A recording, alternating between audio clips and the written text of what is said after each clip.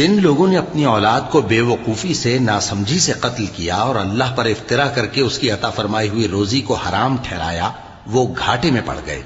وہ بلا شبہ گمراہ ہیں اور ہدایت یافتہ نہیں ہیں. اور اللہ ہی تو ہے جس نے باغ پیدا کیے چھتریوں پر چڑھائے ہوئے بھی اور جو چھتریوں پر نہیں چڑھائے ہوئے وہ بھی, اور کھجور اور کھیتی جن کے طرح طرح کے پھل ہوتے ہیں, اور زیتون اور انار جو بعض باتوں میں ایک دوسرے سے ملتے جلتے ہیں اور بعض باتوں میں نہیں بھی ملتے.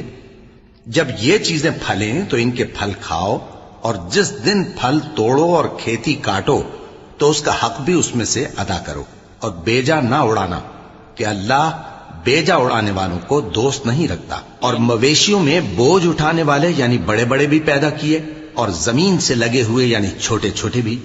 پس اللہ کا دیا ہوا رزق کھاؤ اور شیطان کے قدموں پر نہ چلو, وہ تمہارا کھلا دشمن ہے.